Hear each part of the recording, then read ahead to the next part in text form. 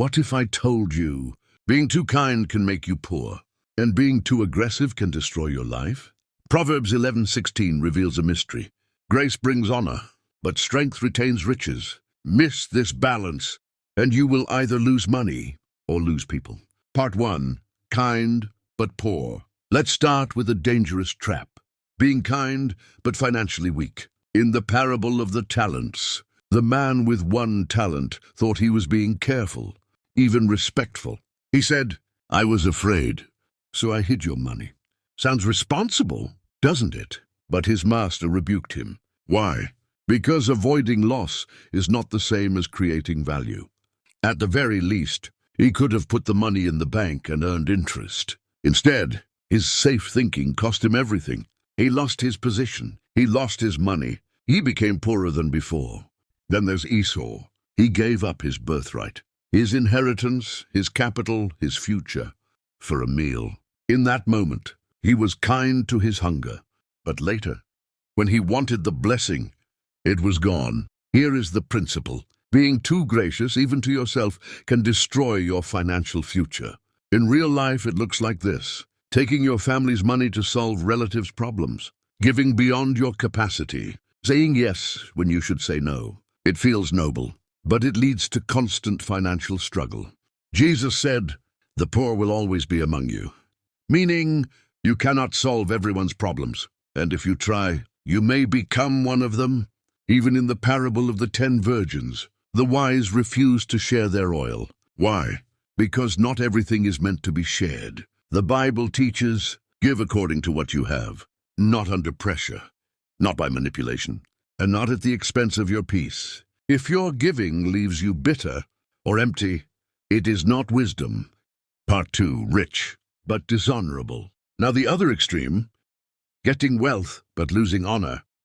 Zacchaeus, the tax collector, was rich, but people hated him. Why? Because he was aggressive, without grace. He gained money, but lost reputation, and Jesus had to explain why he even entered his house. That tells you everything.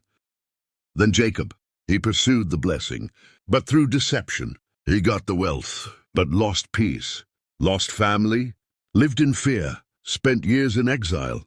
Here is the truth. Wealth gained without grace will cost you relationships and bring sorrow. In modern life, saving aggressively while neglecting your family. Building wealth, but losing connection.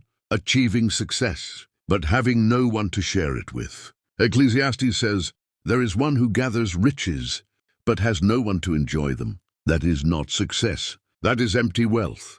Part 3, the balancing act. So what's the answer? Balance. And the Bible gives us a powerful framework. Seed for the sower and bread for the eater. Some of your money is seed, capital, investment, future. Some is bread, daily living, provision. Confuse the two, and you will suffer. If you eat your seed, you destroy your future. If you give away your bread, thinking you are sowing, even for good reasons, will diminish your supplies and make you starve. Your time, your skills, your money, these are seeds, and seed must produce a return. If you work for free too often, give excessive discounts, overextend yourself, you are misusing your seed and will not get rich. Working overtime for free is similar to being scotched by the sun for someone's benefit, not yours. Song of Solomon 1:6. Look not upon me because I am black, because the sun hath looked upon me. My mother's children were angry with me. They made me the keeper of the vineyards. But mine own vineyard have I not kept. Value your seed. Be firm. Be wise. But also be gracious where it matters. Because grace builds relationships, and relationships build wealth. Core revelation. Here is the truth most people miss. Grace without strength makes you poor. Strength without grace makes you dishonorable. But when you combine both, you unlock wealth without sorrow. Closing. If this message spoke to you, be gracious to this channel. Like, subscribe, share, and be strong in your finances. Learn more, grow more, apply wisdom. Until next time, the Lord bless you and keep you. The Lord make his face shine upon you and be gracious to you. The Lord lift up his countenance upon you and give you peace. Amen.